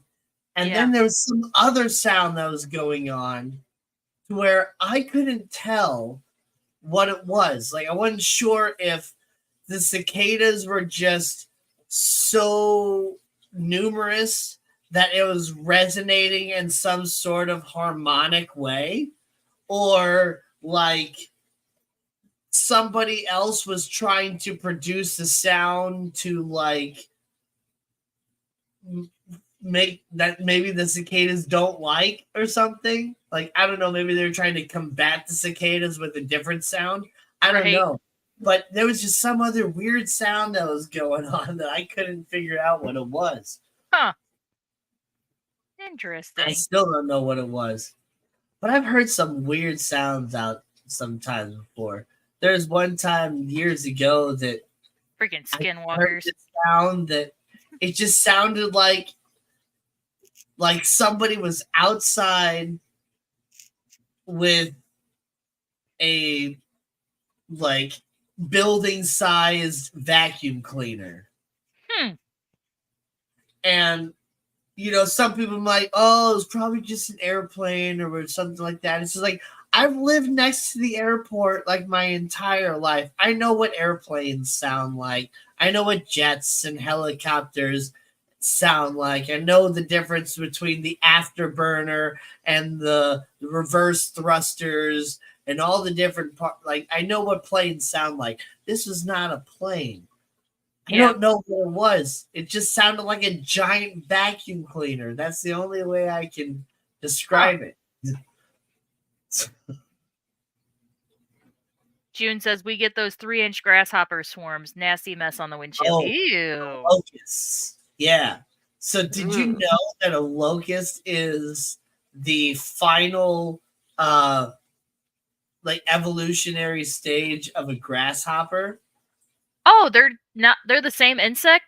They are the same insect, Oh, but it's only when so many grasshoppers have gotten to their full final stage in an area that they will collectively go through a final metamorphosis and turn themselves into those evil locusts. I did not know that. Yeah, definitely look up, that if you haven't. There's some cool videos about it.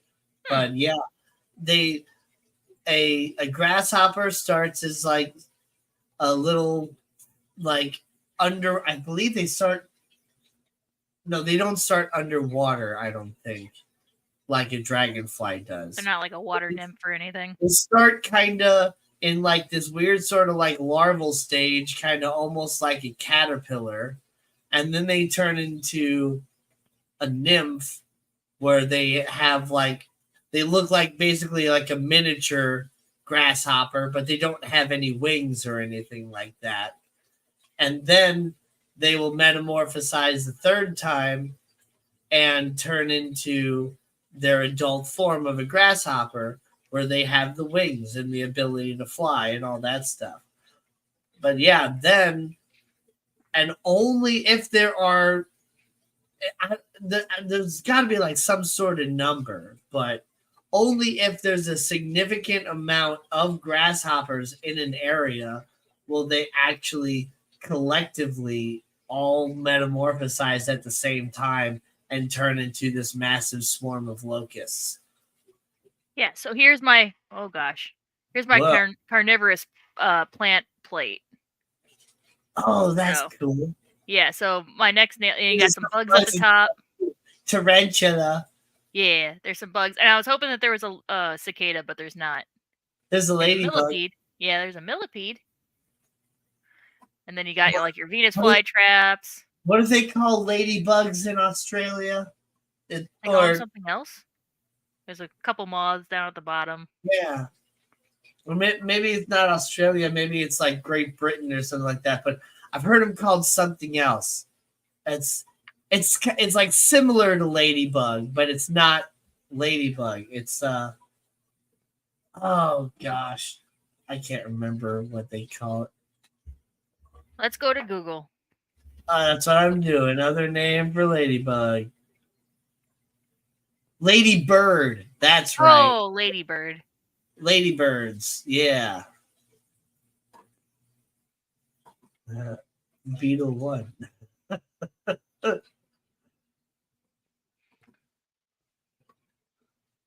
Crunch, crunch, crunch. The state has a department that goes around and counts the grasshoppers. Yeah, he Yeah, said yep, or bird. Yep, Lady ladybird. Beetle or Lady Bird. Yeah. Hello, baby boy. Come here. Oh, oh. There he is. It's Miko. It's Miko. Can I talk without you trying to put your tongue in my mouth? Please?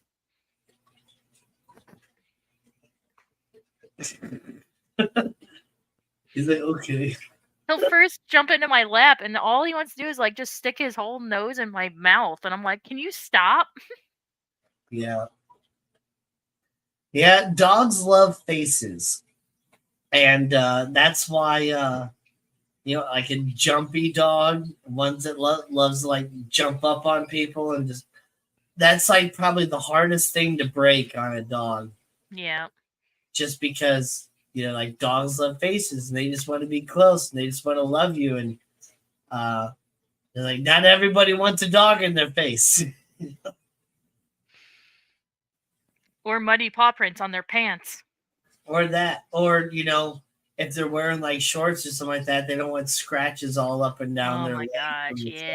claws and things like that.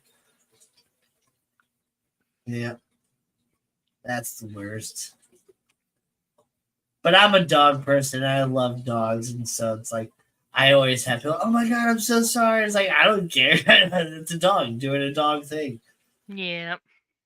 Like What I gets me what gets me is the big dogs, and they reach when they jump, and then they like get your forearms. Ugh. yeah. The only dogs that I just don't like, I just have this like I'm watching you like vendetta against them or whatever. Yorkies and Chihuahuas. Yeah. These Yeah. Yorkies, some of my customers just have like these super evil Yorkies that are just like trying to attack me through the window, and it's just like I just look at him like, "What are you gonna do? You ain't gonna do So nothing." much anger in such a little package. I know, just so much, and it's just like I don't even get that much anger from like these pit bulls and these King Corsos that are like specifically supposed to be guard dogs. But Right. it's like you just like look, there's just so much evil in this little dog. Oh my gosh. Craig, it's because you like him so much because he's a mini Aussie. I'm sorry. I'm sorry. I'll leave. I'm sorry. I'll leave. He's got those cute little eyes, though. He does. The innocent eyes.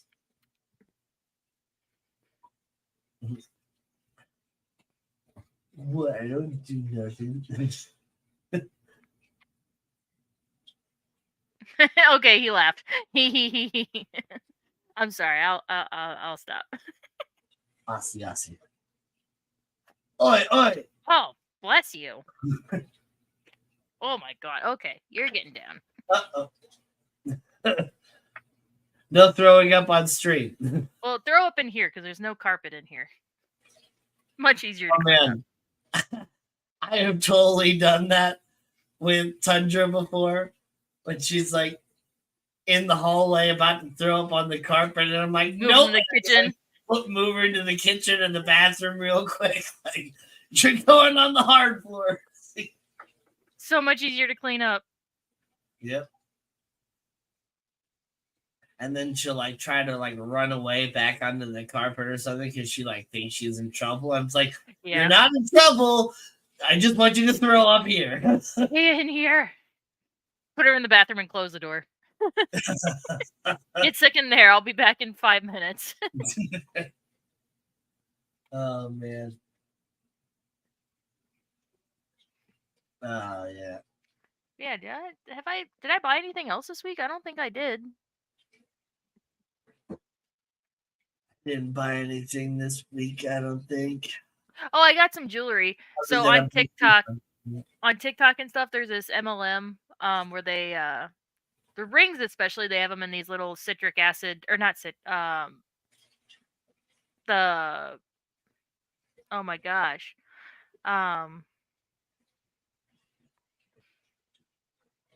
What's baking soda? These little baking soda cubes. So that you put them in water and they fizz, and then it exposes, it reveals a ring or whatever. But they also have Oh, like these blind boxes. But anyway, it's like a thing where you buy essentially mystery jewelry, and they had the May ones, and green's my favorite color. So I was like, I don't know exactly the setting I'm getting, but at least I know it's gonna be green. So I'll make do. So I got earrings, necklace, and a ring. So yeah, those came this week. The ring actually came with 2 bands. One's a chunkier band, and the other one's like a small, dainty band. And my mom, I offered both of them to my mom, and she's like, I don't want the bigger one. I'll take the little dainty band though. So I was like, okay, there you go. all right. Yeah, At least I have you them knew. in the other room, but I don't have them in here.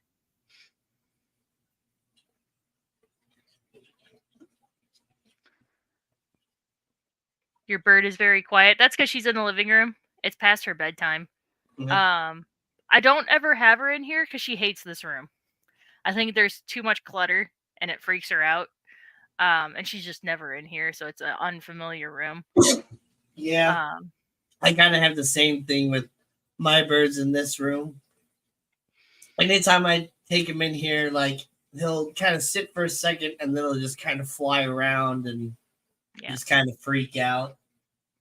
And but eventually I'll be able to bring him in here. And I Oh, still have this big piece of wood that oh, I'm a little hooked up in there. Gotta fix that. There we go. So talking about flying around the room and potentially going in a fish tank, that was where one of the cicadas were, one of the 5 cicadas. My aquatic specialist comes out of aquatics with the aquascaping tongs and a cicada at the end. He goes, "It was in a fish tank." I was like, "Oh, we don't have any cichlids big enough to eat them." But yeah, I was like, "Whoopsie." Been lurking in between the stream. Lando, hello, hello. Finally able to sit down and watch a stream. What's up? My birds are not necessarily quiet. I can hear them even throughout these headphones, but I believe the background noise cancellation through StreamYard actually cuts all their sound out. Yeah. But I can also hear the water dripping and stuff from some of these tanks that are low, and I don't think you guys can hear that either. Mm-mm. I love your bird. Your 2 channels have the only birds my kitty will attack the screen. Yeah, I'm hoping to get them to be part of the live stream again in the future. I got that cool piece of wood. I just need to get a saw and kind of cut off the bottom, because basically they had it like bolted to a big block of like a big like block of concrete or something like that, and I guess the storm or something had knocked it off, and so where it was bolted in, the wood kind of split a little bit. So I want to cut up further in so I get some nice clean wood again, so that I can actually bolt it into something else, so that I can have it as a good solid stationary thing, so the birds feel comfortable on it as well. And then I'll have a nice bird stand behind me where hopefully the birds can be at and be interactive in the stream, and maybe fly up onto my shoulder and fly back and do their sort of thing. Yeah, that would be nice. You're just like so far behind. Did I cut off my long locks? Yeah. You did that a while ago.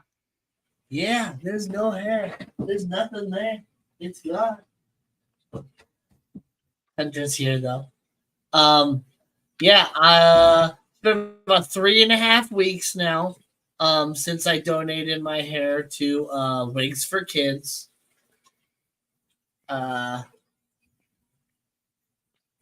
It is kind of hard to see sometimes with the different backgrounds and stuff, and but my hair is at a good length and texture right now to where, like, yeah, you can actually kind of see that.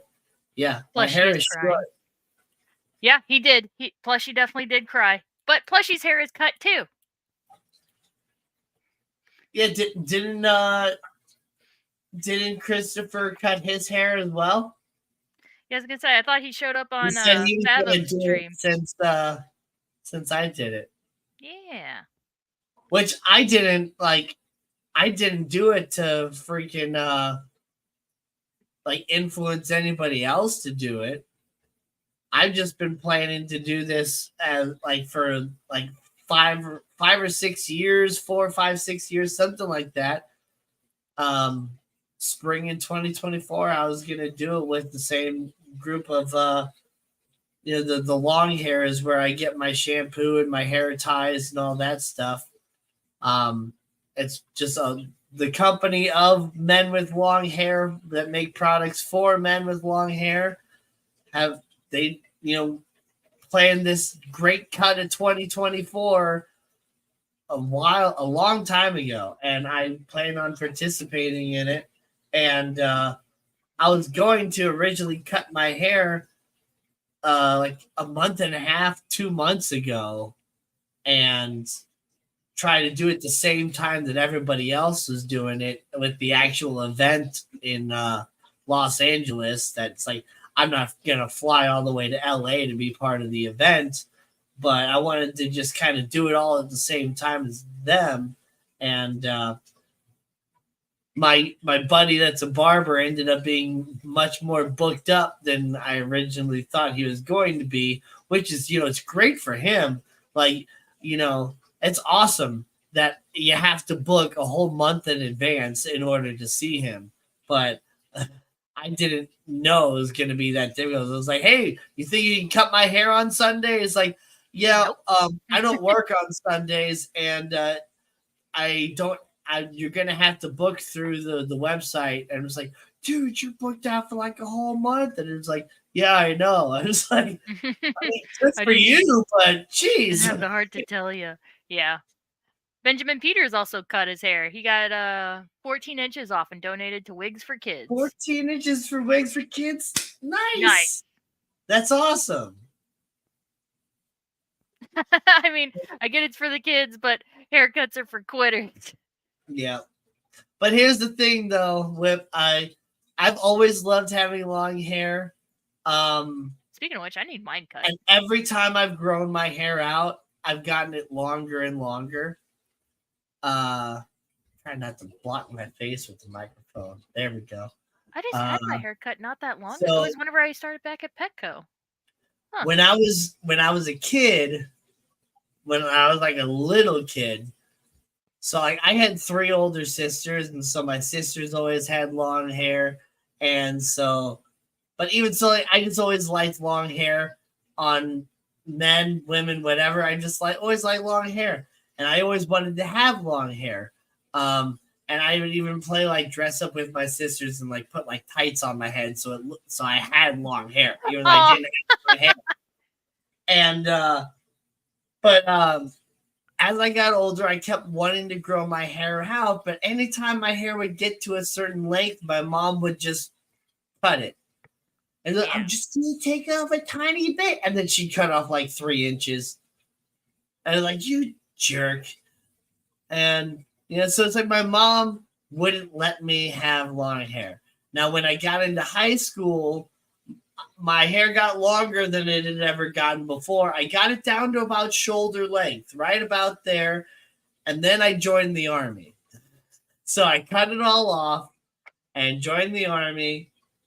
And then after the Army, I grew it out again. And it got it to shoulder length. And then it's like, cool, I think this is the longest my hair's ever been. And then I got it a little bit longer. I got it to about maybe here. And then I cut it all off again. I mean, before I cut it all off, I just cut off the sides and I kind of went with the top and did like a Viking sort of haircut for a while.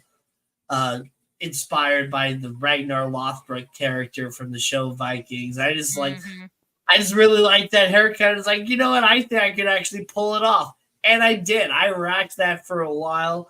And then I ended up I had some issues like pulling it back. I had some breakage up front, and I ended up kind of like trimming the breakage back, and then ended up like shaving it back to where my whole hairline ended up being like back like a whole inch. And I was like shaving my hairline back. I was like, I'm tired of doing this. So I just shaved the whole thing off and started over again. And that's when you guys came in several years later. And, it's been about 9 years since I've had my hair this short. And so I've only been doing YouTube for like 3-4 years now. And so the life of Danny's hair, season 4. Yeah. We are pretty much on season 4 of me growing my hair out, And so, yeah, you guys will get to see all the awkward stages of me growing my hair back out again. But I'm going to keep the tradition going. And I don't plan to cut my hair anytime soon.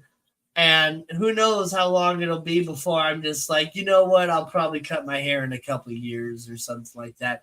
But the tradition that I'm going to keep going is that my hair is going to be longer this time than it's ever been before. And there's some people that, they say you got to cut your hair, or if you don't cut your hair, it will never continue to grow. just like plants or anything else, you got to like trim it back to stimulate the growth, And And just to so, cut the dead ends off. well, yeah, cut the dead ends off and stuff like that. But my brother's hair, now, this is, I believe, the first time my brother's ever grown his hair this long. And it got to about shoulder length and it stopped. He hasn't cut his hair in years and it's still right here. Yeah. He's trimmed it up a little bit and then it grows right back to there and it just stops. So maybe I have to shave my head every 10 years or something like that in order to get my hair to grow longer than it does. But I'm not sure if that's what I have to do or not. That's just what I've kind of been doing. Pretty much like every 10 years or so, I cut my hair back real far. Um, do wigs for kids people accept back hair? If it's more than 12 inches long or 10 inches long or whatever, then, and you can put it in a ponytail, then sure. I don't see why not. Ew. Uh, Who said yeah, that? Arc Knight. Oh, Arch Knight. But yeah, so I'm gonna grow my hair as long as I can get it. And that's what I was gonna do this last time. But then like I said, yeah, like 4, 5, 6 years ago, I saw that the long hairs are planning to do that, and I was just like, I really like this company and how they've brought, um, cool hair ties and all these different like hair products and stuff. For it feels like for me because I mean it really is like all these other companies, you know, for the longest time, if men wanted to grow their hair out, they had to use women's hair products because that's just all the good products that were out there. Everything smelled like flowers and cucumber melon and all that other stuff, which Garnier Fructis, I used that for years too. I think it's good shampoo or whatever. I wish it didn't have all the sulfates in it because, every so often I will, maybe use Garnier Fructis or something like that. But it really makes my hair like super poofy. I don't like it. It's Yeah. like really dry and it feels like it's almost like hay. I just don't like it.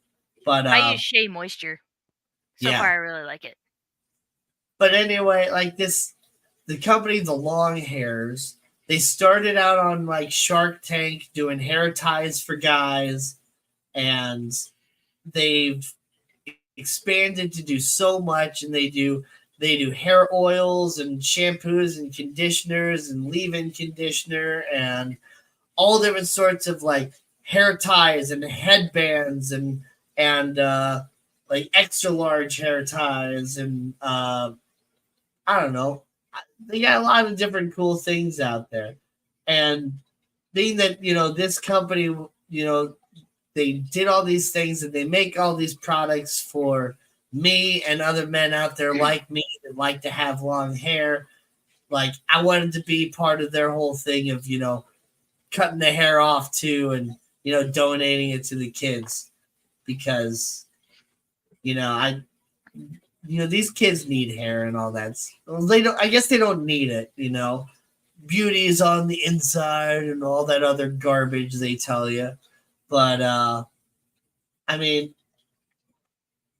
there's something that these wigs can like change these kids' lives and make them feel like they are just like everybody else.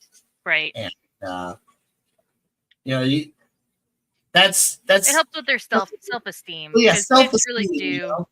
Yeah, they definitely do seek to fit in. Yeah. I mean, we all kind of seek to fit in some way, unless you're just born a rebel like I am. But I mean, it's a monkey see, monkey do, but psychologically, it just kind of makes sense. And they even portray this in some different shows. And I saw it on episode 6 of the Fallout TV show that I'm watching, where it's just like, if everybody else is doing something that you think is kind of weird, but everybody else is doing it, you're not going to really think that everybody else is doing something weird, really. You're Yeah. going to more feel weird that you're not doing it and you don't understand why they're doing it. So then next thing you know, you're just going to start doing it. And Yep. like, they tested this out in so many different ways, so many different times, and it pretty much always happens. If you walk into a doctor's office and every time a bell rings, every single person stands up, and then sits down, after it happens like so many times, you're either going to start doing it or you're going to walk out because you're just like, something is weird here, you know? Right. But it's like, it's that whole like conformity thing, monkey see, monkey do, Monkey see, sheep monkey mentality, do. whatever. Don't open the doors. Rule 1. Yeah.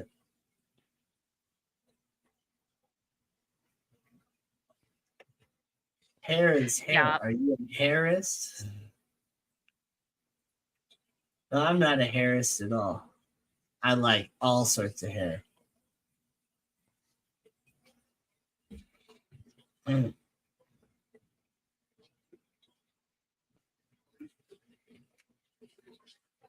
But it is nice to have short hair for a period of time. I love long hair. I can't wait to grow my hair back out again. But in the meantime, I'm really enjoying not having a bunch of hair in my face and like all the little baby hairs tickling and making my forehead all itchy. Sometimes I still do this sort of thing where I'll try to pull my hair around my ears, even Yeah. though there's no hair there. But like, it's just really nice. And I've told several people this. I truly feel like if I would not have cut my hair off right at the beginning of my vacation on May 1st, I do not feel like I would have actually been able to get that pond finished. Yeah. I would have had my hair in my face so many different times. It would have just caused so much additional frustration to where I would have taken more breaks. And any break that I take always ends up being a lot longer than I want it to be, just because once you start relaxing, it's hard to get back out there again. I'm one of those people that I want to get it done. Yep. And that's what took this pond so long to get done in the first place, was I didn't have an entire weekend to actually get down and get it done, or even longer than a weekend. I had a hole in my backyard just sitting there for an entire year because I knew I needed more than 2 days to get it done. And I wasn't going to even start on putting the liner in place until I was able to get that pond done. And I knew it was going to take a long time. There's going to be a lot of the rocks and all that other sort of stuff. And but I knew also once I get that liner in place, then the pond can start holding water. And so I got to start to get things done, or else then I just have a big hole in the ground full of water. So that's why it took so long to finally get it done. And I was so happy that everything worked out as it did. I got my hair cut, and then it's like, let's get to work. And I just worked and worked and worked, and I got it done that first day that I was working so hard. I just kept going so nonstop that by the time I was finally finished and sat down, it's like, okay, I think that's enough for today. all of a sudden, like all my adrenaline kind of went away, and I almost passed out. Right? It's I was like dehydrated and just like been working and sweating, and like it was just so nice to be able to just grab my shirt and wipe the sweat off and get right back to work without hair all over. Yeah, that post adrenaline crash. Yeah, yeah. Like like the marathon runner gets all the way to the end, and they're just like sprinting all the way to the very end. They cross the line, and then boom, collapse. Yeah. Like that was it. Yep. Like, all right, I'm done. Yeah. Or even after a really long live stream, like you just crash afterwards. Oh, I was going to mention it earlier. So June said that, or somebody said that they missed the birds. Um, I talked about possibly doing a maintenance stream during the day on like a Tuesday or a Thursday on one of my days off. You'll definitely be seeing / hearing Marco then, because that's where her cage is right next to the tank, just to this right side. Like if the camera extended to about here, you would see Marco's cage. Nice. See, we're right in time here, but I'm gonna get to. Have you seen the show where they stage people in the elevator facing the wrong way, and even though the person not in on it will eventually face the wrong? I haven't Yep, seen that exact one, but I have. that's the type of stuff that I'm talking about. Like they stage these things to just be weird, and then it's like before you know it, the person that's not in on it just starts doing the thing, and they have no idea why they're doing it either, and but they just do it anyway. And you can even expand on this experiment more to where you have people that know, like, that are in on it, right? And they basically train all the people that aren't in on it. And so Yep. then at some point you have 10 people that are doing the thing and they have no idea why they're doing it. And all of a sudden there's nobody in the room anymore that is in on it. And everybody that's doing this thing is doing it and has no idea why they're doing it, but they're just doing it. Yep. And it's now become a permanent thing that is established in that little society, that is what you do. And it's like when you know that you can do this with people, it's like how many things we do as a society in this world or in individual cultures or whatever do we do that we just continue to do even though we have absolutely no idea why we do it. So it's funny because I see this at Petco. Like since I help out at other stores, the way that different stores do things differently, it's just like you go to another store and you're just like, why do you guys do it this way? And they're like, it's just the way it's always been done. Like it's just the way it is here. Yep. I'm going to tell Kitty she'll be waiting. She remembers to me this one.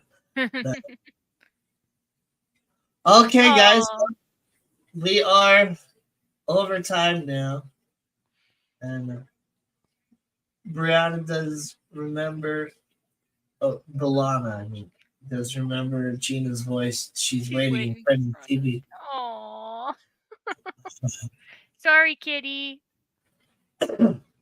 Well, guys, we're a few minutes over, but that's all right. Just wanted to get through a couple of those last minute questions there. But thanks for joining us.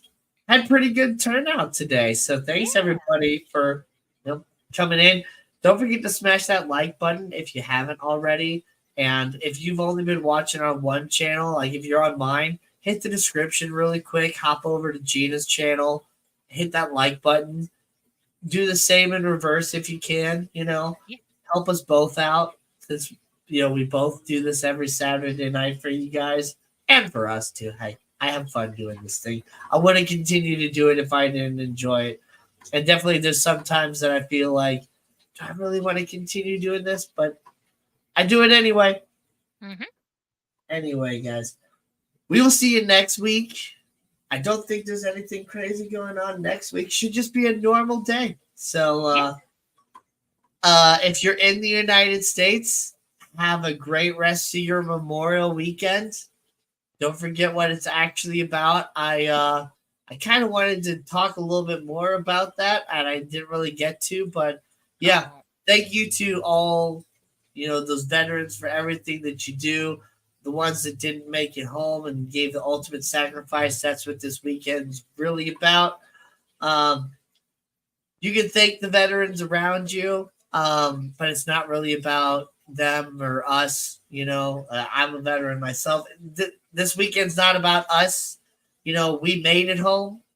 This weekend is about those that didn't and gave us yep. the ultimate sacrifice for our freedom and all that stuff. So enjoy your barbecue and whatever else you do, but don't forget who gave us the ability to have all that barbecue and all that stuff. So we will see you next week on another awesome episode of Fish and Friends.